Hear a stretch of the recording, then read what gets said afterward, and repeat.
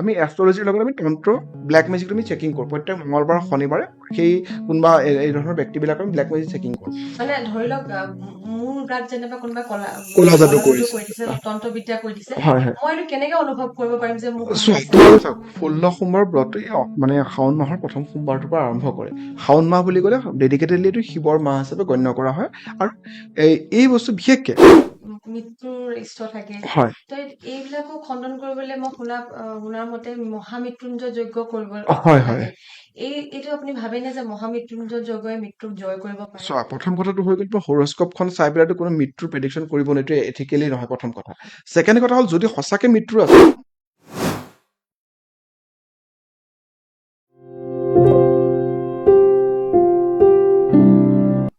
নমস্কাৰ জীৱনে সুকীয়া বাৰ্তালৈ মই সুপ্ৰীতি গাৰ্গী আপোনালোকক স্বাগতম জনাইছো প্ৰিয় দৰ্শক আজি আমাৰ অতিথি হৈছে অসমৰ এগৰাকী পৰিচিত জনপ্ৰিয় এষ্ট্ৰলজাৰ তেখেতক আপোনালোকে প্ৰায় দেখা পায় আৰু খুব বিশ্বাসী সকলোৱে বিশ্বাস কৰে তেখেতে এষ্ট্ৰলজিৰ লগতে তন্ত্ৰবিদ্যা হওক নিউমৰলজি আৰু বিভিন্ন ধৰণৰ আমি এষ্ট্ৰলজিৰ লগত জড়িত কথা আমি তেখেতৰ পৰা আমি শুনিম শিকিম আহকচোন ভাল পাব পডকাষ্টটো শেষলৈকে চাব আৰু তেখেতৰ নামটো হৈছে পৰশমণি শৰ্মা দাদা আপোনাক আমাৰ অনুষ্ঠানটোত স্বাগতম জনাইছো ধন্যবাদ আপুনি ইমান ধুনীয়া অনুষ্ঠানলৈ মোক মাতাৰ কাৰণে আপোনাক লগ পাই বৰ ভাল লাগিলে আৰু যিহেতু আপোনাৰ খবৰ খাতি প্ৰথমতে কওকচোন কেনেকুৱা বহুত ধুনীয়া চলি আছে তোমালোকৰ আশীৰ্বাদত হয়। ভগৱানৰ আশীৰ্বাদত ভাল চলি আছে হয়। ভাল চলিবৰ কাৰণে একচুৱেলি মানুহে চেষ্টা কৰিব লাগে হয়। চিটুৱেশ্যনটো সদায়তো একে নাথাকে সকলোৰে ক্ষেত্ৰত কিন্তু সদায় পজিটিভ যদি ভাবি পেলাই মানুহ আগবাঢ়ি যায় ডেফিনেটলি মানুহে আগবাঢ়ি যোৱাত সহায় হ'ব হয়। আপোনাৰ এই এষ্ট্ৰলজিৰ যি যাত্ৰা আপুনি কেনেকে আপোনাৰ মনলৈ আহিলে জানিব যদি বিচাৰো প্ৰথমৰ হয়, পৰা এইটো মোৰ বহুত বছৰে হৈ গৈছে আজি 15 বছৰ হৈ গ'ল আমি অল্টাৰনেটিভ এষ্ট্ৰ 24টো এষ্টাব্লিছ কৰা 2014 চনৰ ইয়াৰ মই নাম দিছিলোঁ অল্টাৰনেটিভ এষ্ট্ৰ 24 কিন্তু তাৰ আগৰ পৰাই মই প্ৰেক্টিচ কৰি আছিলোঁ আৰু একচুৱেলি কি হয় এইটো ঘৰুৱা পৰিৱেশৰ লগত বহুত কথা থাকে কাৰ্মিক কিছুমান পেটাৰ্ণো থাকে যে আগৰ জন্মত আপুনি যদি এই ধৰণৰ কিবা চাগে মোৰ কৰ্ম আছিলে যাৰ ফলত এই জন্মটোত মই এই ধৰণৰ কাম কৰিব লগা হৈছে লগতে ঘৰত এইটো এটা পৰিৱেশ আছিলে মোৰ দেউতা বা ককা দেউতাহঁতো এই ধৰণৰ মানে এষ্ট্ৰলজি তন্ত্ৰ এইবিলাকৰ লগত জড়িত থকা ব্যক্তি আছিলে গতিকে সেইটো কাৰণে আমাৰ ক'ৰবাত নহয় ক'ৰবাত এই বস্তুটোৰ প্ৰতি ইণ্টাৰেষ্টটো আছিলে হয় আপোনাৰ ঘৰত কোন কোন আছে মোৰ বৰ্তমান সময়তো মা দেউতা আছেই নিজৰ মই মেৰিড হয় মোৰ ৱাইফ আছে মোৰ বাচ্ছা আছে আপোনাৰ দেউতাৰো হয় দেউতা একচুৱেলি সংস্কৃতৰ প্ৰধান অধ্যাপক আছিলে গতিকে দেউতাই ধৰ্ম ব্যাকৰণ শাস্ত্ৰী আৰু পাণিনি ব্যাকৰণত দেউতাই মানে পঢ়া শুনা কৰিছিলে আৰু যদি তেওঁলোকৰ লগত যিটো শ্ৰীমদ ভাগৱত গীতা জ্যোতিষ এইবোৰ সংস্কৃত টোলবিলাকত এইবিলাক শিক্ষা দিয়েই গতিকে সেইবিলাক কৰ্মকাণ্ডৰ লগতো জড়িত আছিলে গতিকে ঘৰত সেইটো পৰিৱেশ আছিলেই যেনেকে একেবাৰে পঞ্জিকাখনো দেউতাহঁতে আগৰ পৰা পঞ্জিকাবিলাকত ডাইৰেক্টৰী পঞ্জিকা আছে তাত লিখাৰ পৰা বা আমাৰ ঘৰতো মানুহে চাবলৈ আহে বৰ্ষ চক্ৰ চোৱা বিয়া বাৰু চোৱা ডেট চোৱা বা প্ৰায়চিত্ৰ কৰা বিভিন্ন ধৰণৰ যিবিলাক কাম থাকে বা এষ্ট্ৰলজিকেল যিবিলাক প্ৰেডিকশ্যনৰ কাৰণে ঘৰত আহি আছিলে ময়ো সৰুৰ পৰা এইবিলাক দেখি দেখি ক'ৰবাত নহয় ক'ৰবাত তাৰ পৰা ইণ্টাৰেষ্টটো বাঢ়ি গ'ল আৰু তেনেকেই আগবাঢ়ি গ'ল মই পঢ়া শুনা মই বেচিকেলি মই বিভিন্ন বিষয়তে পঢ়া শুনা কৰিছোঁ মই মাষ্টাৰ ডিগ্ৰী যদি কথা কওঁ মই MBA কৰিছোঁ মাৰ্কেটিং আৰু HRত তাৰ বাহিৰে MSW কৰিছোঁ তোমাৰ নিচিনা MA ইকনমিক্সো কৰিছোঁ MSW আছিলে মাছ কমিউনিকেশ্যন কৰিছিলোঁ LLB মই লাষ্ট পৰ্যায়ত গৈ এটা ৰখি গ'ল কিবা এটা ছোৱালীজনী জন্ম হোৱাৰ পিছত পৰীক্ষা দিব পৰা নাই মই PhD কৰিছোঁ চাইক'থেৰাপি এণ্ড কাউন্সিলিঙত মই এষ্ট্ৰলজিৰ PhD নহয় কিন্তু মই এষ্ট্ৰলজিৰ ওপৰত জাষ্ট পঢ়া শুনাহে কৰিছোঁ আমি ভাৰতীয় বিদ্যা ভৱন বা বিভিন্ন অনুষ্ঠানৰ পৰা এষ্ট্ৰলজিৰ ওপৰত বিভিন্ন সময়ৰ পৰা আমি প্ৰেক্টিচ কৰিছোঁ তন্ত্ৰও প্ৰেক্টিচটো কোনো আনুষ্ঠানিক শিক্ষা নাই গুৰুমুখী বিদ্যা যিহেতু তন্ত্ৰও এই ধৰণে প্ৰেক্টিচ কৰা আজি অভাৰঅল এষ্ট্ৰলজি তন্ত্ৰ নিউমৰলজি এই গোটেইবিলাক মিলি 15 বছৰ হৈছে আৰু অল্টাৰনেটিভ এষ্ট্ৰ 24 মই নিজে বনোৱা এটা কনচেপ্ট যেনেকে বেলেগ এষ্ট্ৰলজিৰ ব্ৰাঞ্চেছ থাকে আমাৰ অল্টাৰনেটিভ এষ্ট্ৰ 24 অল্টাৰনেটিভ এষ্ট্ৰ 24ত আমি কি কৰোঁ আমাৰ সকলো বস্তু মিংগল কৰি পেলাই কৰোঁ যেনে আমি বেদিক এষ্ট্ৰলজিটোতো আমি সৰুৰ পৰা শিকিছিলোঁ কিন্তু বেদিক এষ্ট্ৰলজিৰ এডভান্স ফৰ্মবিলাক KP নাৰী BNN বুলি কয় ভৃগুনন্দী নাৰী বা তাৰপিছত কিছুমান আমাৰ নিজাকেও আমাৰ এক্সপিৰিয়েঞ্চৰ পৰা বা গুৰুমুখী কিছুমান বিদ্যা আমি কম্বাইন কৰি একে সাধাৰণ ভাষাত আগতে গাঁওবিলাকতো দেখিব কৰি মাৰে সেই কৰি মৰাৰ লগত আধুনিক টেৰ মাধ্যমৰ টেৰ কাৰ্ডৰ লগত নিউমৰলজি এড কৰি অলপ কম্বাইন কৰি পেলাই এইটো অল্টাৰনেটিভ এষ্ট্ৰ 24 মই কৰিছিলোঁ হয় কেপিনাৰী এষ্ট্ৰলজিৰ বা এই ধৰণৰ যিবিলাক কনচেপ্ট বেদিক এষ্ট্ৰলজিৰ পৰা আহিছে। বেদিক এষ্ট্ৰলজিৰ ব্ৰাঞ্চেছ থাকে একচুৱেলি। এষ্ট্ৰলজি বুলি ক'লে যেনেকে বেদিক এষ্ট্ৰলজি যাক পৰাশৰী এষ্ট্ৰলজি বুলি কোৱা হয়, পৰাশৰ ঋষিৰ পৰা অহা, এনেকে হয় আপোনাৰ ভৃগু ঋষিৰ পৰা ভৃগু ৰাশিৰ জেমিনিৰ পৰা আহিছিলে জেমিনি এষ্ট্ৰলজি। একচুৱেলি কি হয় কেপি আৰু বেদিক এষ্ট্ৰলজিত আমি যেনেকে আমি এখন হৰস্কোপ 12টা হাউচ থাকে, 9টা গ্ৰহ থাকে, তাৰপিছত 27টা নক্ষত্ৰ থাকে, তাৰ ওপৰত বেছ কৰি পেলাই বেদিক এষ্ট্ৰলজিত তাৰ প্ৰেডিকশ্যনটো হয়। হয় কেপি এষ্ট্ৰলজি মানে কৃষ্ণমতী পদ্ধতি, এগৰাকী ব্যক্তিয়ে এইটো উলিয়াইছিলে। হয় তেওঁলোকে উপনক্ষত্ৰ চাই মানে এটা নক্ষত্ৰৰ আকৌ 27টা উপনক্ষত্ৰ এই ধৰণে লৈ পেলাই হয় আমি উপনক্ষত্ৰ মানে ইন ডেপথত যাবৰ কাৰণে।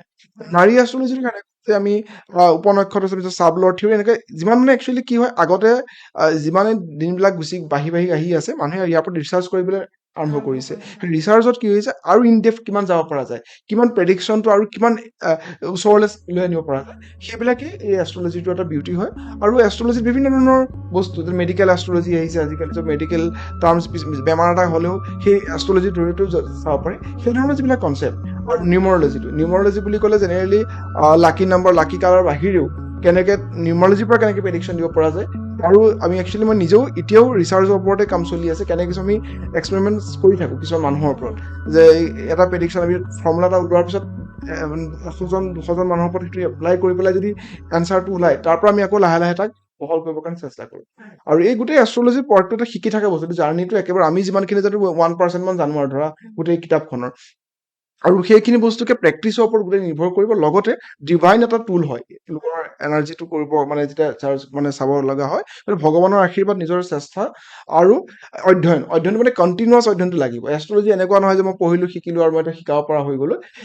এষ্ট্ৰলজি শিকি কোনো দিন নাই যে মই জীৱনৰ একদম অন্তিম মুহূৰ্তলৈকে তুমি শিকি শেষ কৰিব নোৱাৰা তন্ত্ৰ সেইকে এখন বহুত ডাঙৰ সাগৰত আমি জাষ্ট অকমান টাচ কৰিছো আৰু হয়। এষ্ট্ৰলজিটো মাইথলজিৰ লগত কিবা হয় চাওক কি হয় এইটো যিহেতু মই বেদিক ৱৰ্ডটো কৈছোৱে, জ্যোতিষ বস্তুটো একচুৱেলি আগৰ পৰা এইটো চলি আহিছে। যেনেকে মাইথলজিকেল বস্তুটো আছেই, কাৰণ গ্ৰহ নক্ষত্ৰৰ কথাবিলাক আছেই, কিন্তু এই গোটেই কনচেপ্টটো একচুৱেলি প্ৰেডিক্টিভ টুল হয়।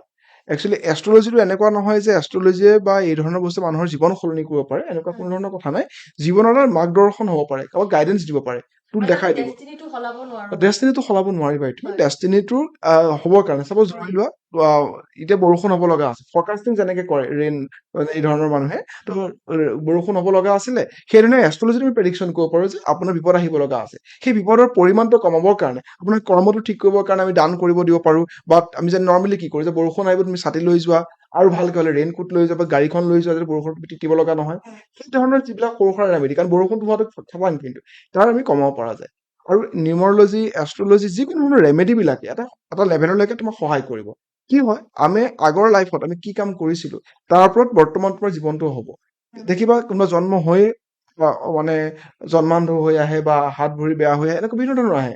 সেইটো তেওঁলোকৰ আগৰ কৰ্মফলৰ কাৰণেই আহে। আৰু কিছুমান এনেকুৱাও হয় যে জন্ম হৈয়ে একেবাৰে বিল গেটছৰ ঘৰত জন্ম হ'ব পাৰে, ধৰি লোৱা আমাৰ CM-ৰ ঘৰতে জন্ম হ'ল। হয় যিকেইজন ল'ৰা ছোৱালী, যিটো CM-ৰ দুজনকে ল'ৰা ছোৱালী আছে, তেওঁলোকৰ লাকটো তুমি নিজে ভাবাচোন, তেওঁলোকে কেনেকুৱাকে লাকি হ'ব লাগিব তেওঁলোকৰ চলটো যে তেওঁলোকৰ ঘৰত জন্ম হৈছে। আৰু সেই একেটা সময়তে কিছুমান একেবাৰে ৰাস্তাৰ কাষতো কাৰোবাৰ জন্ম হ'ব পাৰে। এই গোটেই যিটো কথা হয় এইটো পূৰ্ব কৰ্মৰ ফল, কাৰ্মিক। কিন্তু এতিয়া কি হ'ল, সেই কৰ্মটো তুমি তোমাৰ হাতত নাছিলে, তুমি জন্ম হ'লা, কিন্তু এইখিনি তুমি এতিয়াৰ পৰা তুমি কি কাম কৰিবা, মানে প্ৰেজেন্ট কৰ্মাটো তোমাৰ বহুত নিৰ্ভৰ কৰে। প্ৰেজেন্ট কৰ্মা যদি বেয়া হয়, ভাল ঘৰত জন্ম ল'লে বেয়া হ'ব পাৰে। আৰু যদি প্ৰেজেন্ট কৰ্মা যদি মানে বেয়া হয় বা ভাল হয়, ভাল বিলাকে ইয়াতকে আৰু বেটাৰ, আগৰ যদি বেয়া কণ্ডিশ্যন থাকে লাহে লাহে ডেভেলপ হৈ যাব পাৰে। আল্টিমেটলি গোটেই কৰ্মা থিয়ৰিৰ ওপৰতে নিৰ্ভৰ কৰে। ভাগ্যটো 100% আছে, ভাগ্য তোমাক ফিক্স কৰিয়ে দিছে ডেষ্টিনিটো। সেই ডেষ্টিনিকো তুমি কৰ্মৰ দ্বাৰা অলপমান তাৰ পৰিমাণটো হ্ৰাস কৰিব পাৰা। মানে আমি এইটো জীৱনৰ কৰ্মফলটো আমি এইটো এইটো জীৱনতে জীৱনটো পাম চোৱা মানে এইটো কি হ'ব, মানে বেংকৰ একাউণ্টৰ নিচিনা। আগত যদি ভাল কাম কৰিছিলা, তাৰ ভাল এটা ছেভিংছ লৈ পেলাই তুমি জন্ম ল'লা। এতিয়া যদি সেই ছেভিংছ খিনি তুমি খৰচাও কৰিব পাৰা আৰু বঢ়াবও পাৰা। ভাল কাম কৰি বঢ়ালা আৰু ভাল হ'ব, বেয়া কাম কৰিলা তাত কমি কমি গৈ থাকিলে এটা লেভেলত গৈ পেলাই তুমি যেতিয়া মৃত্যু হ'লা, সেই মৃত্যুৰ সময়ত বেলেঞ্চ শ্বীটটো চাব লাগিব যে ভাল কামৰ বেছি আছে নে বেয়া কাম। যদি বেয়া কামত বেয়া ঠাইত গুচি গ'লে, এই ধৰণৰ যিটো কাৰ্মিক, সেইটো কাৰণে এষ্ট্ৰলজি কি কয়, আমি কিছুমান ৰেমেডিজ দিওঁ যে এইটো দান কৰক, এইটো আপুনি ব্ৰত কৰক। এইবিলাকে তেওঁ যিটো কাৰ্মিক পেটাৰ্ণ থাকে সেইটো তেওঁ চেঞ্জ কৰিব, আৰু ভাল কাৰ্মিক পেটাৰ্ণ তেওঁ আহিব লগা দিনবিলাকো ভাল কৰিব। এতিয়া জন্ম পত্ৰিকাৰ কথা যিটো কৈছে আপুনি, জন্ম হয় পত্ৰিকা সৰুতে চোৱা হয় হয়। কিছুমান এনেকুৱা মানুহ হৈ থাকি যায়, ধৰি লওক হুম, হুম, পাছত বনাবলৈ ইচ্ছা কৰে, হয় হয় তেওঁলোকৰ পাৰে নে কিবা কৰিব? ডেফিনেটলি পাৰে চাওক আমিতো জন্ম পত্ৰিকা বনাই থাকো আমাৰ কাৰণে কি লাগে জন্ম পত্ৰিকা বনাবৰ কাৰণে date of birth time of birth place of birth হয়। সেইকেইটা যদি সঠিক হয় উম, এজন মানুহৰ গোটেই এষ্ট্ৰলজিকেল প্ৰেডিকশ্যনৰ কাৰণে যিখন কুণ্ডলী উম, বা সৰুতে জন্ম হোৱাৰ লগে লগে আখৰাখন কিহৰ কাৰণে বনায় হয়, সেই জন্ম সময়তে তোমাৰ কিবা দুখ লৈ আহিছে নেকি হয়, মাতৃষ্ট পিতৃষ্ট ভাতৃষ্ট এনেকুৱা কিবা দুখ আছে নেকি ইমিডিয়েট কিবা কৰিব লগা আছে নেকি উম, সৰু বাচ্ছাৰ খুব বেছিটো ইভেন্ট নাইকিয়া বেমাৰ আজাৰ হ'ব পাৰে নেকি যদি ট্ৰিপ আপটো চাই এই ধৰণৰ কাৰণে এখন আখৰাখন বনাই লয় অভাৰঅল লাইফৰ কাৰণে তেওঁলোকে কুণ্ডলী বনাব পাৰে যিকোনো বয়সতে তেওঁলোকে বনাব পাৰে আমিতো মই 50-60 বছৰ মানুহৰো কুণ্ডলী বনোৱা ৰেকৰ্ড আছে যে তেওঁলোকে জানিব বিচাৰে যে কি আছিলে কিহৰ কাৰণে হ'ল মানে বস্তু ভাগ্যই আপোনাৰ বহুত গৈ থাকিব গতিকে ভাগ্য অনুযায়ী আপুনি যদি গম পাই যায় একচেপ্টেঞ্চটো যদি আহি যায় যে নাই মোৰ লাইফত গভৰ্ণমেণ্ট চাকৰি নাই গভৰ্ণমেণ্ট চাকৰি নাই বুলি যদি আপোনাৰ হৰস্কোপ কোনোবা গম পাইছে এজন লাৰ্ণ এষ্ট্ৰলজাৰ তোমাক চাই পেলাই কৈ দিব যে গভৰ্ণমেণ্ট চাকৰি আছে নে নাই যদি নাইকিয়া হাজাৰ তাবিজ পাথৰ মন্দিৰ ঘূৰি ফুৰিলে তোমাৰ একো নহব গতিকে তেওঁ ভাবিব লাগিব যে মোৰ গভৰ্ণমেণ্ট চাকৰি নাই মোৰ ইয়াতকে বেষ্ট নেক্সট অপশ্যনটো কি আছে যে ব্যৱসায় আছে ব্যৱসায় কোনটো লাইনত ভাল হ'ব সেইটো এষ্ট্ৰলজাৰজনে ক'ব পাৰিব সেই ধৰণে এজন মানুহে যদি নিজকে গম পাই যায় যে মই এইটো কামৰ কাৰণে নহয় এইটো কামৰ কাৰণে ভাল তাৰ পৰা যদি বেছি সময় আৰু ফ'কাছ কৰে ডেফিনেটলি তেওঁৰ লাইফত উন্নতি কৰিব পাৰে কিন্তু যদি গভৰ্ণমেণ্ট চাকৰি নাই বুলি ভাবি থকাৰ পিছত তুমি যদি বাৰে বাৰে তাকে চেষ্টা কৰি থাকা লাকে তোমাক সহায় যিহেতু নকৰিব তুমি কৰিব নোৱাৰিবা হয়, গতিকে ভগৱানেও সহায় কৰিব নোৱাৰে যেতিয়ালৈকে তোমাৰ লাকে সহায় নকৰে হয়। এই ৰিষ্টৰ কথা ক'লত মই ভাবিছো উম, কিছুমানৰ মৃত্যুৰ ইষ্ট থাকে, হয় তো এইবিলাকো খণ্ডন কৰিবলৈ মই শুনাৰ মতে মহামৃত্যুঞ্জয় যজ্ঞ কৰিব হয় হয় লাগে। এইটো আপুনি ভাবেনে যে মহামৃত্যুঞ্জয় যজ্ঞই মৃত্যুক জয় কৰিব পাৰে? চোৱা প্ৰথম কথাটো হৈ গ'ল তোমাৰ হৰস্কোপখন চাই পেলাইতো কোনো মৃত্যুৰ প্ৰেডিকশ্যন কৰিব নোৱাৰে এইটো এথিকেলি নহয় প্ৰথম কথা ছেকেণ্ড কথা হ'ল যদি সঁচাকে মৃত্যু আছে কোনো জব বা কোনোৱে তোমাক ঠিক কৰিব নোৱাৰে যদি তোমাক সেনেকুৱা সম্ভাৱনা দেখিছে আধা 50 তেওঁৰ হেল্থ ইছ্যু খুব আছে হেল্থ বাৰে বাৰে বাধাৰ সৃষ্টি হৈ আছে তেতিয়াহ'লে মহামৃত্যুঞ্জয় জপে বা মহামৃত্যুঞ্জয় মন্ত্ৰই কাৰণ সকলো বস্তু বেমাৰৰ চিকিৎসা আছে মৃত্যুৰ চিকিৎসা নাই হয়, তো বেমাৰৰ যিহেতু চিকিৎসাটো তুমি কৰিব পাৰিবা তেতিয়াহ'লে এষ্ট্ৰলজিকেল ৰেমেডিয়ে কামত আহিব কিন্তু মৃত্যুৰ কোনো চিকিৎসা নাথাকে হয়, জন্ম মৃত্যুৰ বিবাহ যেনেকে ভগৱানৰ অধীন বুলি কয় মৃত্যুৰ সেনেকুৱা ধৰণৰ বস্তু আৰু সেই যিটো জাৰ্ণি আজি জন্ম হৈছে মানে এটা বস্তু ফিক্স লাইফত কিবা হওক নহয় মৃত্যুটো গতিকে সেই মৃত্যুলৈ আগত সেই মৃত্যুটো এনজয় কৰিব পৰা মানসিকতাটোহে এষ্ট্ৰলজনে দেখাব পাৰে যে ক'ব যে আপোনাৰ কিন্তু বৰ্তমান আহি থকা 5 বছৰ খুব বেয়া আছে আপুনি তাৰ কাৰণে আপুনি কি কৰিব পাৰে এজন মানুহৰ যদি হেল্থ ৱাইজ প্ৰব্লেম হয় মহামৃত্যুঞ্জয় জব কৰাৰ বাহিৰেও মইতো ছাজেষ্ট কৰোঁ আপুনি হেল্থ ইঞ্চুৰেঞ্চ আছে নে নাই আপোনাৰ কাৰণ যাতে আপোনাৰ কিবা যদি অসুবিধা হয় আপুনি ফাইনেন্সিয়েলি যাতে আপুনি কপ আপ কৰিব পাৰে লাইফ ইঞ্চুৰেঞ্চটো আছে নে নাই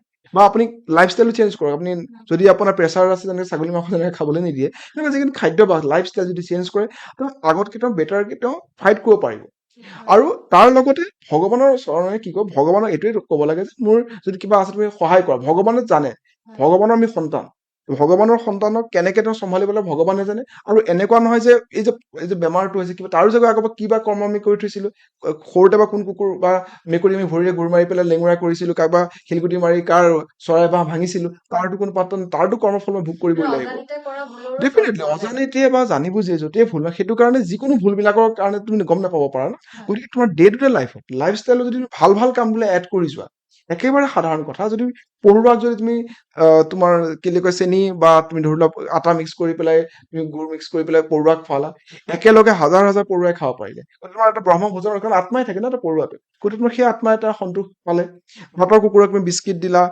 গৰু এজনী কিবা খোৱালা সেই যে ভাল ভাল কৰ্মবিলাকে তোমাৰ অজানিতে কৰা ভুল কৰ্মবিলাক যি বেয়া কৰ্ম আছে সেইবিলাকো কমাই আনে আৰু হয়, ভগৱানৰ ওচৰত এইটো থাকিব ভগৱানে যি দিছে তুমি কৰা কৰ্মৰ জাষ্ট তথাস্তু বুলিহে কয় আৰু হয়, গতিকে ভগৱানে চব মানুহকে তথাস্তু কয় যে ভগৱানে তেওঁ কি কাম কৰিছে তাৰ ওপৰতে গৈ থাকিব গতিকে এইটো তুমি নিজে দেখিবা এতিয়া মা কামাখ্যা মন্দিৰত বিভিন্ন মানুহ যায় বিভিন্ন কৰ্মৰ কাৰণে সকলোতো চাকচেছ নহয় ইলেকশ্যনৰ আগতে চোন কিমানে বগলা পূজা কৰিছে কিমানে মা কামাখ্যা মন্দিৰত গৈছে হয়, যোনে কৰ্ম ভাল কৰিছে যাৰ আগৰ কৰ্ম ভাল আছে তেওঁ জিকিছে কিছুমানে হাৰিছে এইটো মা কামাখ্যাৰ গাত ভুল নাই ভুলটো আছে নিজৰ গাতে আল্টিমেটলি কথাটো কি হয় নিজৰ কৰ্ম আৰু তুমি কিমান বৰ্তমান সময়ত ভগৱানৰ প্ৰতি তোমাৰ কিমান বিশ্বাস আছে হয়, বহুতে ভগৱানৰ কৰাৰ পিছত আকৌ বেলেগ মাথা মাৰি থাকে যে আৰু কিবা কিবি আছে নেকি হয়, সম্পূৰ্ণ সদায় ভগৱানৰ চাৰেণ্ডাৰ হ'ব লাগে হয়, তোমাৰ সন্তান তোমাক এইটো তুমি যি ভাল দেখা মোৰ কাৰণে যিটো ভাল সেইটো তুমি কৰা ইলেকশ্যনৰ হাৰাটো মোৰ কাৰণে ভালেই হয়তো কৰি দিয়া কথাটো সেনেকুৱা ধৰণৰ হ'ব হয়, লাগে ভগৱানক সদায় চাৰেণ্ডাৰ কৰিব লাগে হয়।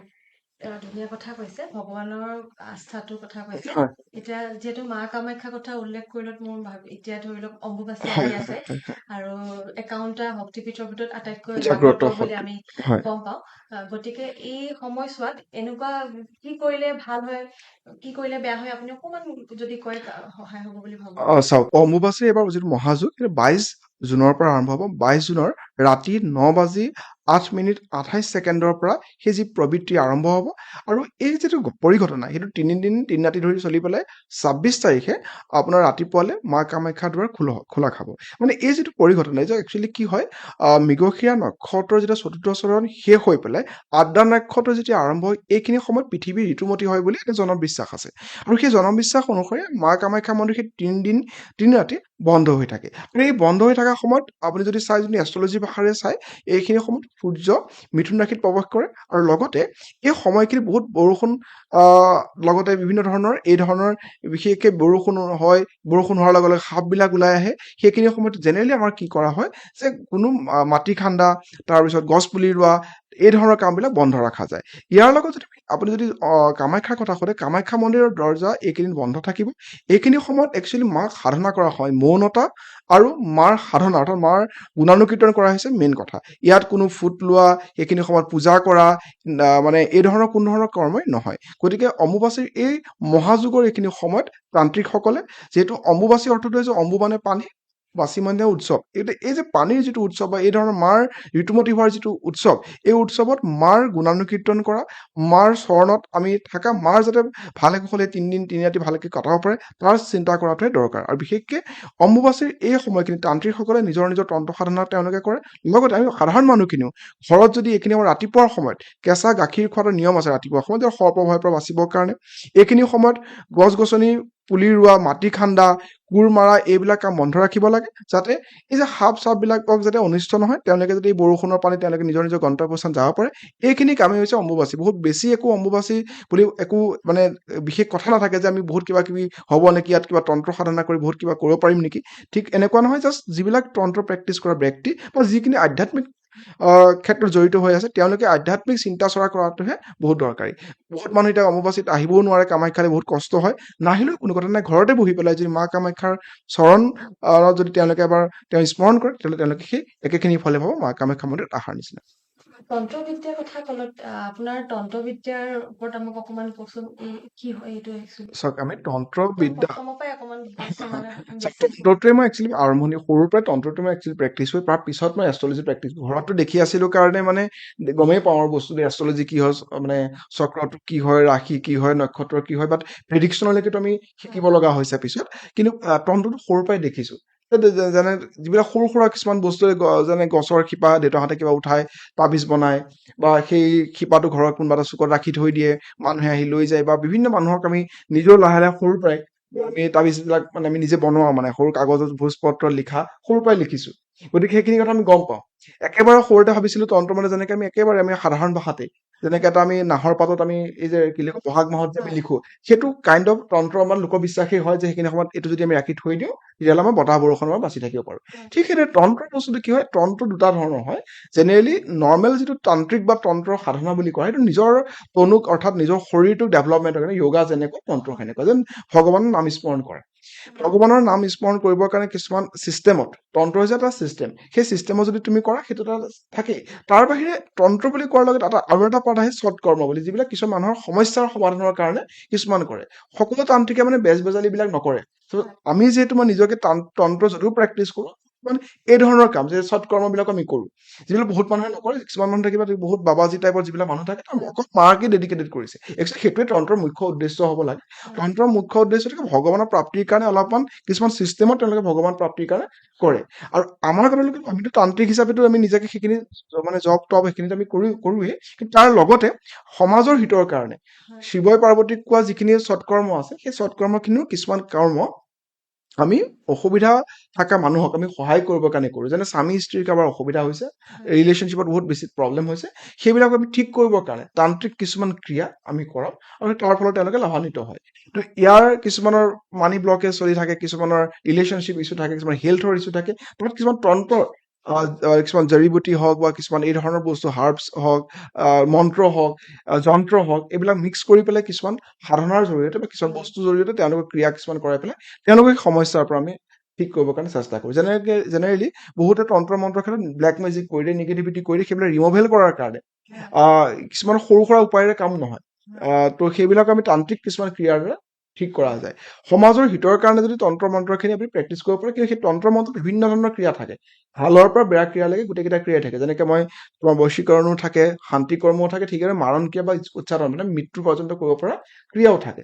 গতিকে সেইটোত সেই মানুহজনৰ ওপৰত ডিপেণ্ড কৰিব তেওঁ কোনটো কৰি আছে। মানে মাৰি দিব পাৰে মানে তন্ত্ৰৰ জৰিয়তে মন্ত্ৰৰ যদি শক্তিটোৰে সেইখিনিলৈকে কৰিব পৰা যায়, ইমানখিনিলৈকে বেয়া কামলৈকে কৰিব পৰা যায়। ইয়াৰ ফিডবেক বেয়াই হ'ব, ৰিভাৰ্চ তোমাৰ শৰীৰলৈকে আহিব, বেলেগলৈ হ'ব, সেইটোতো এটা আছেই চেপ্টাৰ। য়েছ, তন্ত্ৰৰ যদি সেইবিলাকো কৰিব পৰা যায়, কিন্তু সেইবিলাক মানুহে যদি নকৰি পেলাই ভাল কৰ্মবিলাকত ফ'কাছ কৰে আৰু এনেকুৱা প্ৰব্লেমত পৰা মানুহক কেনেকে উদ্ধাৰ কৰিব পাৰি কেনেকে গম পাব যে তেখেতক কৰি থোৱা আছে নে সেইটো য়েছ এই ধৰণৰ বস্তুৰ কাৰণে কি হয়, যেতিয়া এজন তান্ত্ৰিকৰ ওচৰত অহা যায়, তান্ত্ৰিকে মই বিশেষকৈ মোৰ কথাই যদি কওঁ, আমি এষ্ট্ৰলজিৰ লগত আমি তন্ত্ৰ ব্লেক মেজিক আমি চেকিং কৰোঁ প্ৰত্যেক মঙলবাৰ শনিবাৰে। সেই কোনোবা এই ধৰণৰ ব্যক্তিবিলাকৰ আমি ব্লেক মেজিক চেকিং কৰোঁ। মানে ধৰি লওক মোৰ গাত যেনিবা কোনোবা ক'লা কলা যাদু যাদু কৰিছে। কৰি দিছে, তন্ত্ৰবিদ্যা কৰি দিছে, হয় হয় মই এইটো কেনেকে অনুভৱ কৰিব পাৰিম যে মোক চোৱা, তোমাৰ যদি মানে দেখিছা সঘনাই বেমাৰ হৈ আছে, ডক্তৰৰ ওচৰত গৈছে, একো ঠিক হোৱা নাই, তোমাৰ মনটো অনবৰতে খিংখিঙীয়া হৈ থাকে, ইয়াত কিন্তু বহুত ধৰণৰ কথা থাকে, চাইণ্টিফিক কথাও থাকিব। যদি তোমাৰ হিমোগ্ল'বিন কমিছে বা ভিটামিন ডিৰ অভাৱ হৈছে, সেইবিলাক কাৰণেও হ'ব পাৰে। কিন্তু চব তুমি টেষ্ট কৰিছা, একো ওলোৱা নাই, ঘৰত সোমোৱাৰ লগে লগে মাইণ্ডটো বহুত অস্থিৰ হৈ যায়, অসুবিধা লাগে, হুলস্থুল কৰা আৰম্ভ কৰা, কিন্তু ঘৰৰ বাহিৰলৈ খুব ঠিকে থাকে। এই ধৰণৰ বিভিন্ন ধৰণৰ কিছুমান মানে চিমটমছ থাকে, আৰু সেই চিমটমছবিলাক লৈ পেলাই যেতিয়া মানুহৰ মানে আমাৰ ওচৰত আহে, আমি কিবা টেষ্টিং কৰোঁ। আৰু মই কিন্তু নিজৰ প্ৰেক্টিচ কৰা আজি 15 বছৰ দেখিছোঁ 80% মানুহৰ কিন্তু ব্লেক মেজিক নাই, এনেই ভয়তেই মানসিক কিছুমান বিকাৰৰ কাৰণে মানুহে যে মোক তুমি ব্লেক মেজিক কৰিলে নেকি, সেইটো এটা হয়। 20%ৰ ক্ষেত্ৰত কিন্তু সঁচাকে ব্লেক মেজিক হয়, তাৰ সঁচাকে প্ৰতিকাৰো কৰিব লগা থাকে। 80% মানুহৰ কিন্তু আমি যে ব্লেক মেজিক চেকিং কৰোঁ মঙলবাৰখন, তেতিয়াই ওলাই পৰে যে ব্লেক মেজিক নে সাধাৰণ নজৰ লাগিছে, আমি নিগেটিভিটি, যিটো এনেকৈ সাধাৰণ উপায় কিছুমান কৰি নাইকিয়া কৰিব পৰা যায়। নজৰ লগাটো বহুতে বিশ্বাস কৰে নকৰে, নজৰটো মইতো বিশ্বাস নজৰ ডেফিনেটলি আছে। নজৰটো মানে কি হয়, নজৰটো পটককে লাগি যায় আৰু এইটো ঠিকো কৰিব পৰা যায়, কিন্তু নজৰটো 100% সঁচা কথা হয়। তাৰ নজৰৰ মানে এই যোনটো ব্লেক মেজিক, এইটো নজৰটো এটা ষ্টেপত থাকে। বেছিক ষ্টেপ, ধুনীয়া ছোৱালী হিচাপে এখন বিয়া খাবলৈ গৈছে, মোৰ চকু পৰে আৰু নজৰ লাগিব পাৰে, ৰাতিপুৱা আহি ৰাতিলৈ আহি পেটটো চলিলে বা এনেকুৱা ধৰণৰ অসুবিধা লাগিছে, সেইটো নজৰ লাগে সাধাৰণ। অলপমান মায়ে তোমাক এই শুকান জলকীয়া, সৰিয়হ এনেকে এণ্টি ক্লকৱাইজ ঘূৰাই পেলাই জ্বলাই দিলে, ৰাতিপুৱালে ভাল পালা, সেইটো নজৰ লাগে সাধাৰণ। ইয়াকে নিগেটিভিটি লৈ আহে, নিগেটিভ চিন্তাধাৰা, তোমাৰ ওপৰত কোনোবাই বেয়া কথা কৰিছে, সৰু সুৰা টোটকা কৰিছে, বা তুমি এনেকুৱা এটা সময়ত গৈছিলা মানে শ্মশান এখনৰ ওচৰত, এইখিনি নিগেটিভ এনাৰ্জি লাগি গ'ল, সেইটো নিগেটিভিটি হয়। সেইখিনিলৈকে তুমি সাধাৰণ এজন তান্ত্ৰিকে ঠিক কৰি দিব পাৰে। তাৰ পিছত আহে ব্লেক মেজিক, যে তোমাৰ নামত মই শ্মশানত গৈ কিবা পুতি দিলো, তোমাৰ নামত মই কিবা ক্ৰিয়া কৰিলো, সেইবিলাক বেয়া কৰ্মৰ ভিতৰত পৰে। তেতিয়া কিন্তু সেই মানুহজনী অসুবিধা, তেতিয়া এজন ভাল তান্ত্ৰিকে তোমাক প্ৰথমতে টেষ্ট কৰি পেলাই চাই পেলাই তাৰপিছত লাহে লাহে তাক ঠিক কৰিবৰ কাৰণে চেষ্টা কৰে। গতিকে এই গোটেইবিলাক যাতে আমাৰ লাইফত নহয়, তাৰ কাৰণে আমি সাধাৰণ কিছুমান উপায় কৰিব পাৰো। যেনে ধৰক গোটেই আমি লাইফত যদি আমি এটা ৰুটিনে বনাই লৈছো, হনুমান চালিচাখন যদি ডেইলি বেচিছত যদি পাৰো, ভাল কথা। নহ'লে মঙলবাৰ শনিবাৰ হনুমান চালিচা পাঠ কৰা, গংগা জল গোলাপ জলেৰে গা ধোৱা, ফিটকিৰি কৰ্পূৰ নিমখেৰে অলপমান মিশ্ৰিত পানীৰে যদি গা ধুব পাৰে, এই ধৰণৰ পজিটিভ বস্তু, বা ভালকে শিৱ মন্দিৰ যোৱা, শিৱলিংগত গাখীৰ পানী ঢালা, টাচ কৰা, বা যিমান পাৰা ভগৱানৰ চৰণ, গৰু কুকুৰ ছাগলী যদি খুৱাই থাকিব পাৰা, তোমাৰ এই নিগেটিভ লাহে লাহে কমি থাকে। গতিকে এইবিলাক কৰ্ম কৰি থাকিলে মানুহৰ এই যিবিলাক প্ৰব্লেম হৈ থাকে সেইবিলাক নাইকিয়া হয়। হয়, এতিয়া কথা এটা ভাবিছো, ধৰি লওক আগতে বা আজিকালিও দেখা যায় হয় সন্ন্যাসী হৈ যায় মানুহবোৰক খুব মানে কৈলাশলৈ গুচি যোৱা দেখা যায়। আজিকালি সেইটো ডিপ্ৰেছন হিচাপে গৈছে বুলি ভাবে নেকি আপুনি? আচ্ছা, এষ্ট্ৰলজিটো সন্ন্যাস যুগেই থাকে। আমাৰ হৰস্কোপ যদি চোৱা যায়, কিছুমান গ্ৰহৰ পজিশ্যনত মানে তোমাৰ সন্ন্যাস যুগ থাকে, এটা সন্ন্যাস যুগটো থাকে। আজিকালি মই যিমান দেখিছো, আজিকালি সন্ন্যাস যুগৰো এটা চিষ্টেম হৈছে, ৰিলেশ্যনশ্বিপত ব্ৰেকআপ হৈ গ'ল তো সন্ন্যাস হৈ গ'ল। আজিকালিতো সন্ন্যাস হ'বলৈ বহুত ইজি, মানে ডিপ্ৰেছন টাইপ মানে এইটো এটা কাইণ্ড অফ ধৰি লোৱা এটা ট্ৰেণ্ড আহিছে বুলি ধৰা। কিয়নো চুলিখিনি তুমি অলপ লগে লগে ডেড লক, আজিকালি আৰ্টিফিচিয়েল ডেড লক লগাই লয়, জপা লগাই লয়, তেতিয়াও সন্ন্যাসী।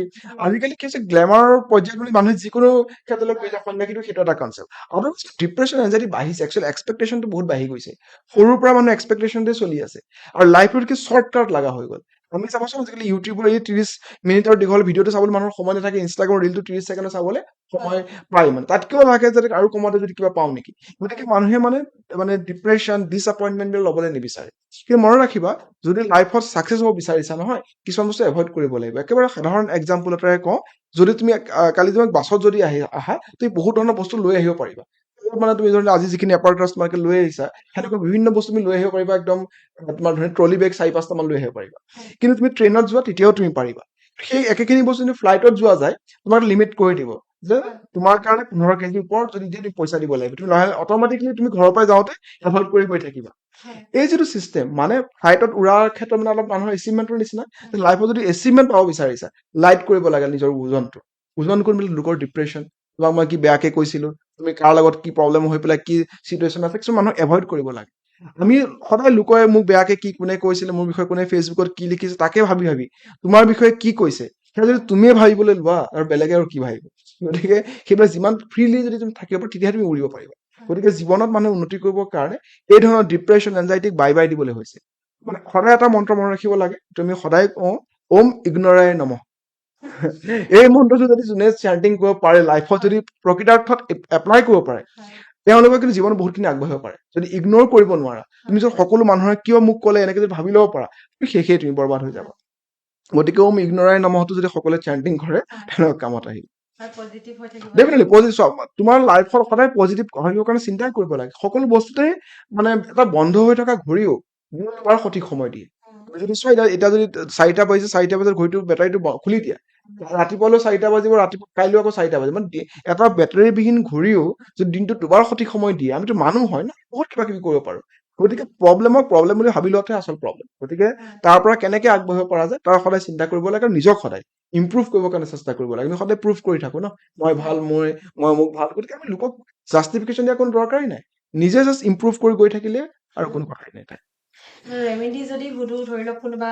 জাৰ্ণি কৰিব বিচাৰে বা জাৰ্ণি কৰোঁতে অলপ ভয় খায় কিবা ষ্টেপ ল'ব পাৰি নেকি তাৰ ৰেমেডি ছাৰ এনেকুৱা সাধাৰণ ৰেমেডিৰ ভিতৰত হনুমানক যি যদি প্ৰে কৰা যায় কেনেকুৱা কৰিব লাগে যেতিয়া জাৰ্ণি এটা কৰিব বিচাৰিছা তুমি যাকে তুমি ইষ্টদেৱ হিচাপে মানিছা হনুমান হ'ব পাৰে বা যিকোনো হ'ব পাৰে তেওঁক তুমি ইনভল্ভ কৰি ল'ব পাৰা তেনেকুৱা যে এই হনুমান দেৱতা মই আজি গুৱাহাটী গৈ আছো তুমি মোৰ লগত যাব লাগিব কোনো চব বিপদ আপদ তুমি হাত সাৰিব লাগিব সেই যিটো বিশ্বাস আৰু ৰাখিব লাগে যে ভগৱান মোৰ লগত আছে মই ভালেই হ'ব এই যিটো বিশ্বাসেৰে তুমি যদি ডেফিনেটলি নহয় এই ধৰণৰ এক্সিডেণ্ট হওক বা এই ধৰণৰ কিবা ভয় লাগি থকা বস্তুবিলাকো তোমাৰ যোগত থাকিব লাগিব এক্সিডেণ্টৰ যুগ থাকে ডেট কিছুমান লওঁতে ধৰি লোৱা যিকোনো সময়তে তোমাৰ ডেট অফ বাৰ্থ অনুযায়ী তুমি যদি কিছুমান ডেট চিলেক্ট কৰি লোৱা জাৰ্ণিৰ কাৰণে তেতিয়াও তোমাৰ কাৰণে ভাল চাপ'জ তুমি যদি তোমাৰ নাম্বাৰৰ লগত যদি চিংক্ৰনাইজ নোহোৱা নাম্বাৰ কিছুমান এড কৰি লোৱা তেতিয়া দিগদাৰ হ'ব তো সেই ধৰণৰ কিছুমান কথা থাকে গতিকে এই ধৰণৰ ক্ষেত্ৰত এষ্ট্ৰলজি নিউমাৰলজি সহায় লৈ পেলাই তুমি কাম কৰিব পাৰা আদাৰৱাইজ সদায় ভগৱানক দি দিয়া যে মই কৈছো তুমি এতিয়া চম্ভালিবা তুমি কেনেকে চম্ভালা ডেফিনেটলি তোমাক নিৰ্দিষ্ট গন্তব্যস্থানত নিউমৰলজিৰ কথাটো যদি কলো এইটো মূলাংটো নিউমৰলজিতে পৰিব নেকি হয় হয় মূলাং ভাগ্যাংক বা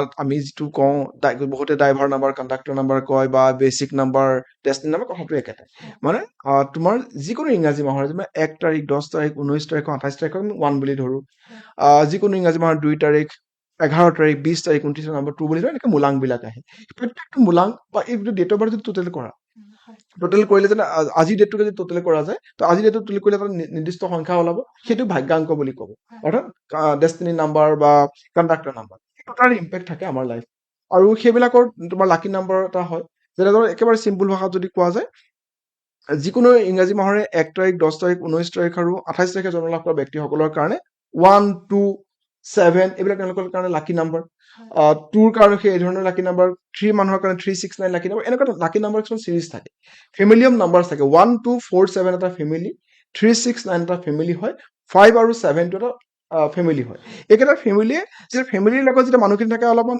ষ্ট্ৰং ফিল কৰে সেই ধৰণৰ বস্তু ওৱানৰ লগত 2 2ৰ লগত 7 এই ধৰণৰ কিছুমান কম্বিনেশ্যন 1 2 4 7 369 আৰু 5 আৰু মানে 9 এই তিনিটা হৈছে তিনিটা কেটেগৰী নাম্বাৰ চিৰিজৰ আৰু একেটা এটাৰ লগত মানে তোমাৰ এটা চিৰিজত কাম কৰে মূলাংক হিচাপে যদি ধৰো সবচে ৰিচ হোৱা বুলি যদি ধৰো মানিৰ ক্ষেত্ৰত ৰিচ হোৱা বুলি ক্ষেত্ৰত যদি চোৱা নম্বৰ 1ৰ ব্যক্তিসকল যিকোনো ইংৰাজী মাহৰে 1 তাৰিখ 10 তাৰিখ 19 তাৰিখ 28 তাৰিখৰ ব্যক্তিসকল জেনেৰেলি তেওঁলোক ৰিচ হয় মাইণ্ডছেটটো বিজনেছ কৰা থাকে এক্সাম্পলত যদি ধৰা ধীৰুভাই আম্বানী মুকেশ আম্বানী তাৰপিছত ৰতন টাটা বিল গেটছ সেইবিলাক চব নম্বৰ 1ৰ ব্যক্তি এই নাম্বাৰ 1 কি লিডাৰশ্বিপ এটা আনি দিয়ে তেওঁলোকে ইনহেৰিয়েণ্ট এটা লিডাৰশ্বিপ কোৱালিটি থাকে তেওঁলোকে যদি তাত কাম কৰে তেওঁলোকৰ ভাল হয় কিন্তু ইয়াতে এটা কুৱেশ্যন হ'ব পাৰে নম্বৰ 1ত এনেকুৱা মানুহ আছে ভিক্ষাৰীও আছে আল্টিমেটলি কি হয় তেওঁৰ ডেষ্টিনিত মানে হৰস্কোপখনত তেওঁৰ এই যুগটো আছিলে নাই ধন যুগটো প্ৰথমতে চাব লাগে হৰস্কোপত তেওঁ ধনী হোৱাৰ যুগ আছে নে নাই তাৰপিছত যদি তেওঁ ডেটটো যদি নম্বৰ 1ত আহি গৈছে তেওঁ আৰু প্ৰভাৱটো বাঢ়ি যাব এনেকে ক'ব নোৱাৰে যে 1 হ'লে তেওঁ ধনী হ'ব, নাম্বাৰ 8 হ'লে তেওঁ দুখীয়া হ'ব। সেনেকুৱা কোনো কথা নাথাকে। শুনি ভাল পালোঁ, মোৰ নিজৰ হোৱা নাই। অ'কে, 1 হ'লে লিডাৰশ্বিপ কোৱালিটি থাকে। হয়, নাম্বাৰ 1 আমাৰ CM ছাৰৰ নাম্বাৰ 1। হয়, নাম্বাৰ জেনেৰেলি লিডাৰশ্বিপ কোৱালিটি অলপ এক্সট্ৰা থাকে। হয়। সেই লিডাৰশ্বিপ কোৱালিটি যদি ৰাশিগতভাৱে হৰস্কোপত আৰু ছাপৰ্ট কৰি দিয়ে, উম, আৰু শুনাত হোৱা আচৰিত। মোৰ 1 এপ্ৰিলত। এক এপ্ৰিলত। অ'কে, বহুত ধুনীয়া কথা। Thank you.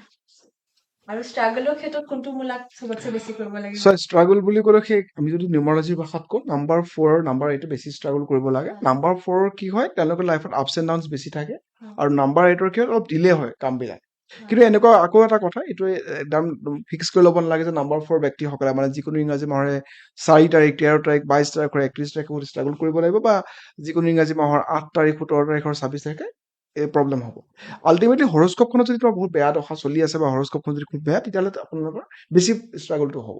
যদি হৰস্কোপখন খুব ষ্ট্ৰং, নাম্বাৰ 4 ব্যক্তি বহুত ছাকচেছফুল হ'ব পাৰে। যেনে ধৰক সৰ্বানন্দ সোণোৱালৰ কথাই যদি কোৱা, নাম্বাৰ 4 ব্যক্তি অসমৰ এজন CM, লগতে ইমান ডাঙৰ পজিশ্যনত আছে, অমিত শ্বাহ, অৰবিন্দ কেজৰিৱাল, নাম্বাৰ 4 ব্যক্তি। ইণ্টাৰেষ্টিংলি নাম্বাৰ 8 ব্যক্তি নৰেন্দ্ৰ মোদী। আৰু কি লাগে আৰু? তো আল্টিমেটলি কি হয়, এই গোটেই মানুহ অলপ ষ্ট্ৰাগলটো হয়, কিন্তু নাথাকা নহয়। লেট হ'ব পাৰে, আপছ এণ্ড ডাউন চলিব পাৰে। তেওঁলোকৰ বেলেগ কেইটা নাম্বাৰ আছে। যদি ভাল নাম্বাৰৰ কথা কওঁ, যি মানে 1 তাৰিখ, মানে 1, 3, 5 and 6 এইকেইটা নাম্বাৰ, 1, 3, 5 আৰু 6 হৈছে খুব ভাল নাম্বাৰ। ধৰি লোৱা 2, 7, 9 অলপমান 50-50 থাকে, আৰু 4 and 8 জেনেৰেলি বেয়া থাকে। এতিয়া আমি এই যে ভাল বেয়া কথা ক'লো, কোনবিলাক আমি ইউজ কৰিম? তুমি গাড়ী নাম্বাৰ লৈ আছা, টোটেলটো 4 আৰু 8 ল'ব নালাগে। মোবাইল নাম্বাৰ লৈ আছে, টোটেলটো 4 আৰু 8 ল'ব নালাগে। আদাৰৱাইজ তোমাৰ হাজবেণ্ড বা তোমাৰ বয়ফ্ৰেণ্ড নাম্বাৰ 4 মানুহ, তাক এৰি দিব নালাগে। গতিকে 4 আৰু 8 হ'লেও আমি ৰিলেশ্যনটো মেইনটেইন কৰিব লাগে, কেনেকৈ ঠিক কৰিব পাৰোঁ তাৰ চেষ্টা কৰিব লাগে। গতিকে মানুহে জীৱনত যিখিনি আনএভইডেবল কণ্ডিশ্যন থাকে, সেইবিলাক বাদ দি পেলাই যদি এভইড কৰিব পাৰে, মোবাইল নাম্বাৰ নতুন ল'লেই হ'ল। 4 আৰু 8 অলপ ষ্ট্ৰাগল দিব পৰা সিহঁতৰ টেণ্ডেঞ্চিটো থাকে। এনেকুৱা নহয় যে বেয়াই কৰিব। আল্টিমেটলি গোটেই কথাটো ডিপেণ্ড কৰিব তোমাৰ হৰস্কোপখনৰ। হয়, আৰু এতিয়া যিহেতু শাওণ মাহো আহি আছে, হয়, হয়, শাওণ মাহত কিছুমান মানুহে, চব মানুহ নহয়, কিছুমান মানুহে আপোনাৰ 16 সোমবাৰৰ ব্ৰতটো আৰম্ভ কৰে। হয়, হয়, হয়, এই ক্ষেত্ৰত এটা টাইমত ময়ো কৰিছিলো, মানে মই সেইকাৰণে মোৰ ফালৰ পৰাই মই সুধিছো। হয়, এইটো বস্তু টাইমত মানে মই কিছুমান নিয়মবোৰ কৰিব সময়ত বিচাৰি নাপাওঁ, বা কোনটো নিয়মৰ মতে এইটো প্ৰক্ৰিয়াটো কেনেকে কৰিব লাগে, হয়। সেই বিষয়ে যদি অকমান আপুনি কৈ দিয়ে। চাওক, 16 সোমবাৰ ব্ৰতটো মানে শাওণ মাহৰ প্ৰথম সোমবাৰটোৰ পৰা আৰম্ভ কৰে। শাওণ মাহ বুলি ক'লে ডেডিকেটেডলি এইটো শিৱৰ মাহ হিচাপে গণ্য কৰা হয়। আৰু এই বস্তু বিশেষকে যাৰ বিবাহ কাৰণে বিচাৰি আছে, বিয়াৰ ক্ষেত্ৰত তেওঁলোকে ভাবি আছে, বা বিবাহৰ কিবা সমস্যা চলি আছে, বিয়া হ'ল তথাপি ফেমিলি লাইফটো ভালকে চলা নাই, তেওঁলোকে এই 16টা সোমবাৰে যদি ব্ৰত কৰে, এতিয়া ব্ৰতৰ অৰ্থটো এইটোৱে হ'ল যে সেইখিনি সময়ত খানা, মানে আমি জানাই যে ব্ৰত কৰিলে আমি খাব নালাগে। খাব নালাগে অৰ্থটো এইটো নহয় যে তুমি নেখাই পেলাই থাকি বেলেগ বেয়া বেয়া কাম কৰি থাকিবা।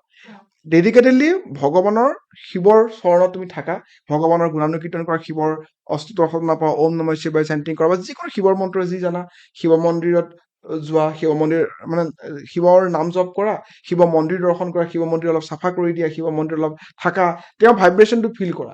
সেই ধৰণৰ যদি ব্ৰত কৰা যায়, তেতিয়াহ'লে তোমালোকৰ ক্ষেত্ৰত খুব ভাল হ'ব। আৰু 16 সোমবাৰৰ যিটো ব্ৰত, সেই ব্ৰতটো যদি ভালকে ডেডিকেটেডলি কোনোবাই কৰে, তেন্তে তেওঁলোকৰ যি ইচ্ছাতে তেওঁলোকে সেইটো কৰিছে, তেওঁলোকৰ সম্পূৰ্ণ হ'ব।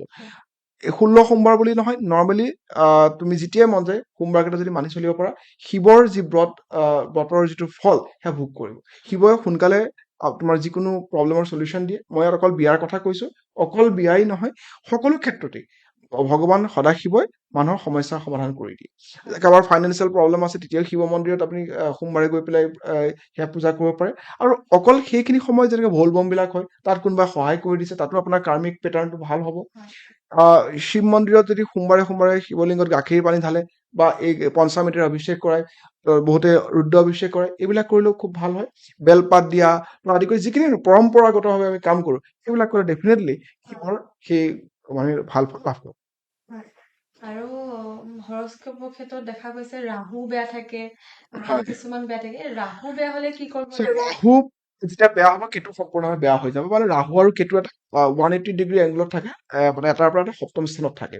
গতিকে ৰাহু বা কেতু বেয়া হ'লে জেনেৰেলি ৰাহুৱে তোমাক ছাডেন গেইনছ এণ্ড লজেছ বিলাক দিয়ে, মানে ওপৰলৈ যাব পাৰে, তললৈ যাব পাৰে। কেতুৱে তোমাক সদায় ডিটেচমেণ্টটো কৰে, ৰাহুৱে সদায় এটাচমেণ্টটো কৰে। তো এই ধৰণৰ ক্ষেত্ৰত কি হয়, ৰাহু ডিটেচমেণ্ট তোমাৰ মেটেৰিয়েলিষ্টিক থিঙৰ পৰা হ'ব পাৰে, তোমাৰ বিয়াৰ প্ৰতি আঁতৰি আহিব পৰা, তোমাৰ কৰ্মৰ প্ৰতি আসক্তি কমি আহিব পাৰে, ৰাহুৱে কৰে এইটো। কেতুৱে কৰে। কেতুৱে কৰে। ৰাহুৱে আকৌ সেইটো বঢ়াই দিয়ে। তো হয়। মানুহজনৰ মাজতে মানে ইফাল সিফাল হৈ যায়, কনফিউজ কনফিউজ হৈ যায়। ৰাহুৱে কি কৰে, ৰাহুৱে তোমাৰ ইলিউজন ক্ৰিয়েট কৰে। ৰাহুৱে তোমাক মানে এই ধৰণৰ মেটেৰিয়েলিষ্টিক বস্তু, টকা পইচা, ধন সম্পত্তি সেইটোৰ প্ৰতি আকৰ্ষিত কৰি লয়, নাৰীৰ বা পুৰুষৰ প্ৰতি আকৰ্ষিত কৰি লয়, বা যিখিনি অলপ বেয়া কাম হয় তাৰ প্ৰতি ৰাহু টানি লৈ গুচি যায়। কিন্তু ৰাহু বেয়া থাকিলেহে। ৰাহু আকৌ যদি ভাল থাকে, তেন্তে ৰাহু কেতিয়াবা হৰস্কোপ কোনো 3rd হাউচত, 6 হাউচত, 10 হাউচত, 11 হাউচত, ৰাহু খুব ধুনীয়া। সেইকেইটা হাউচত যদি ৰাহু বহি আছে, তেতিয়াহ'লে তোমাকতো জয় জয়ময় কৰি দিব ৰাহুৱে। ৰাহুৱে তোমাক ৰজা বনাই দিব, ৰাহুৱে তোমাক ডাঙৰ ডাঙৰ সম্পত্তিৰ মালিক কৰি দিব পাৰে ৰাহুৱে।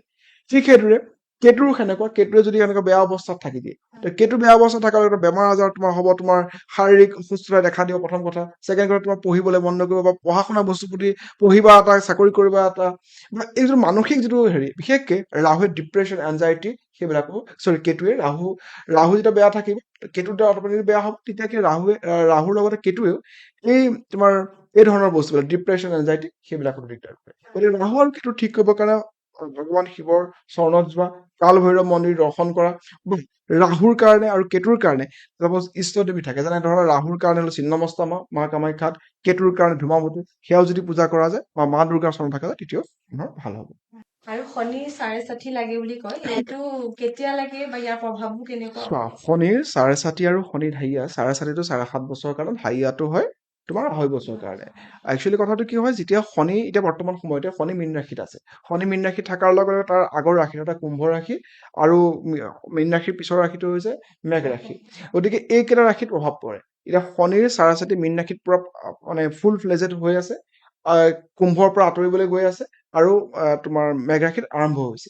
এইকেইটা অৱস্থাত আৰু তাৰ দৃষ্টিৰ জৰিয়তে সিংহ ৰাশি আৰু ধনু ৰাশিত শনিৰ 6.5 আৰু ঢাইয়া চলি আছে, মানে শনিৰ ঢাইয়া চলি আছে তোমাৰ ধনু ৰাশি আৰু সিংহ ৰাশিত, শনিৰ 6.5 চলি আছে তোমাৰ কুম্ভ ৰাশি, মীন ৰাশি আৰু মেঘ ৰাশি। এইখিনি সময়ত শনিৰ 6.5 সময়ত তুমি কৰিব লগা কিছুমান কাম আছে। প্ৰথম কামটো হ'ল শনিবাৰটো মানি চলা, শনিবাৰে নন ভেজ নোখোৱা, ড্ৰিংকছ নকৰা, শনিবাৰে যিকোনো আহত গছত তিল তেলৰ চাকি লগোৱা, শনি মন্দিৰ যোৱা, হনুমান চালিচা পঢ়া, কালী মন্দিৰ যোৱা, লগতে শনিবাৰে যেনেকে নন ভেজ নোখোৱাৰ কথা ক'লো, এইখিনি সময়ত যিকোনো ডিচিশ্যন লোৱাৰ ক্ষেত্ৰত অলপ ভাবি চিন্তি, পইচা ইনভেষ্ট কৰাৰ ক্ষেত্ৰত শ্বৰ্ট টাৰ্ম পইচা, চাকৰিৰ কাৰণে কোনোবা পইচা দিয়ে, এইবিলাক যদি এভইড কৰি চলে, শনিৰ 6.5 ঢাইয়াৰ পৰা বাচি থাকিব পাৰে।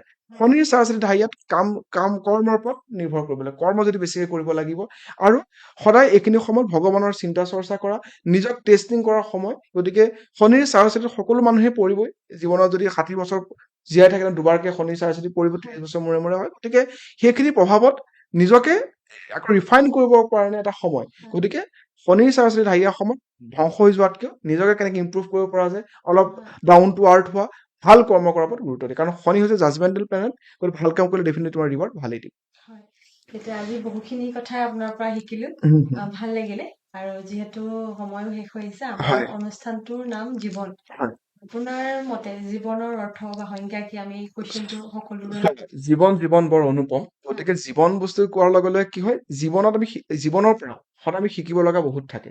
আমি জেনেৰেলি কি হয়, আমি লাইফৰ পৰা সদায় আমি কমপ্লেইনে দি থাকো, কিন্তু সেই কমপ্লেইন বিলাকৰ পৰা কেনেকে ফিডবেক লৈ ফিড ফৰৱাৰ্ড কৰি আমি কেনেকে আগবাঢ়ি যাব পাৰো। আৰু জীৱন হৈছে জীৱনটোতে এটা যিটো ফ্ল' ৰাখিবলৈ কাৰো জীৱনেই সহজ নহয়, অলপ কমপ্লিকেটেড হয়। কিন্তু সেই কমপ্লিকেটেড জীৱনটো কেনেকে আমি ঠিক কৰিছো তাৰ ওপৰত নিৰ্ভৰ কৰিব।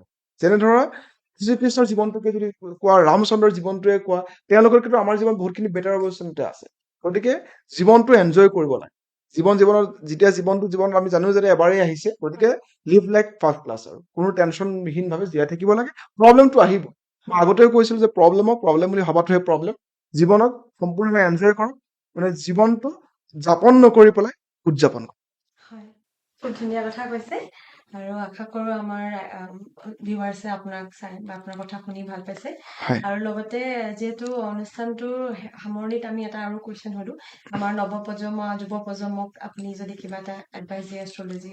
চাওক, যুৱ প্ৰজন্মৰ কাৰণে এটাই কথা, ফ'কাছটো বহুত ইম্পৰ্টেণ্ট। আজিকালি বহুত ল'ৰা ছোৱালী দেখিছো ফ'কাছটো তেওঁলোকৰ ডাইভাৰ্ট হৈ যায়, কিবা এটা কাম কৰে 10 দিনমান কৰি আকৌ বেলেগ এটা ফ'কাছ যায়, আৰু লোকক সদায় কপি কৰিবৰ কাৰণে চেষ্টা কৰে। ইউনিকনেছ এটা ৰাখিবৰ কাৰণে সদায় চেষ্টা কৰিব লাগে। ভগৱানে যেতিয়া জীৱন দিছে, যেতিয়া মাৰ গৰ্ভত 9 মাহ 9 দিন ধৰি পেলাই যদি আমি আহিছো, তেনেহ'লে আমাক ডিফেক্টিভ আইটেম কৰি পঠোৱা নাই ভগৱানে, পুৰা সুস্থ সবল কৰি পঠাইছে। গতিকে আমি সদায় বেমাৰ বহুত হ'ব পাৰে আমাৰ লাইফত, কিন্তু মনৰ বেমাৰ কেতিয়াও হ'ব নালাগে। আমাৰ শাৰীৰিক বিকাৰ হ'ব পাৰোঁ, কিন্তু মনৰ বিকাৰ নকৰি পেলাই আমি মনস্তাত্ত্বিকভাৱে যদি ষ্ট্ৰং হৈ থাকোঁ, ফ'কাছ যদি আমাৰ থাকে, লক্ষ্য যদি আমাৰ স্থিৰ হৈ থাকে, আৰু তেতিয়াহ'লে আমাৰ কোনেও ধ্বংস কৰিব নোৱাৰে। আৰু এটাই কথা মনত ৰাখিব লাগিব, দৃষ্টি থাকিলে লক্ষ্য কেতিয়াও নেহেৰাই। এবাৰ যেতিয়া আপুনি লক্ষ্যটো স্থিৰ কৰি লৈছে, দৃষ্টি যদি তাত ৰাখে, ডেফিনেটলি লক্ষ্যত উপনীত হ'ব পাৰিব। আৰু আমাৰ অনুষ্ঠানটোৰ বাবে কিবা শুভেচ্ছা বাৰ্তা? ছাৰ, আপোনালোকৰ যিটো অনুষ্ঠান ইমান ধুনীয়া, নামটোৱে ইমান ধুনীয়া, জীৱন, আৰু এই গোটেই টিমটোৰ মই বহুত ভাল লাগিছে, ইমান ডেডিকেটেডলি তেওঁলোকে ইমান টিম ৱৰ্কত কাম কৰে। সদায় 2+2=5 হয়। যেতিয়া 2+2=4 থাকে, তেতিয়া তুমি কৰিবা না, মই কৰিবা, ইগ'ত থাকে। 2+2=5 হয়, যিটো চিনাৰ্জি এটা মানে প্ৰিন্সিপল হয়, তাত মানুহে সদায় গ্ৰ'থ কৰিব পাৰে। মই বহুত দিনৰ পৰা দেখি আছিলো, ইমান ধুনীয়া তোমালোকে প্ৰগ্ৰেছ কৰিছা, ইমান শিক্ষিত যুৱকে তোমালোকে এটা নিজাকে কিবা এটা কৰিব চেষ্টা কৰিছা, আৰু বেলেগতকে তোমালোকে অলপ ব্যতিক্ৰম, কিন্তু তোমালোকৰ পডকাষ্ট বহুত ভাল লাগিলে কৰি। ধন্যবাদ। বহুতখিনি কথা শুনিলো, আপোনাৰ পৰা শিকিলো, আৰু ভৱিষ্যতলৈ আপোনাক লগ পোৱাৰ আমি কামনা কৰিছো। আমাৰ অনুষ্ঠানটোলৈ অহাৰ বাবে আমি ধন্যবাদ জনাইছো।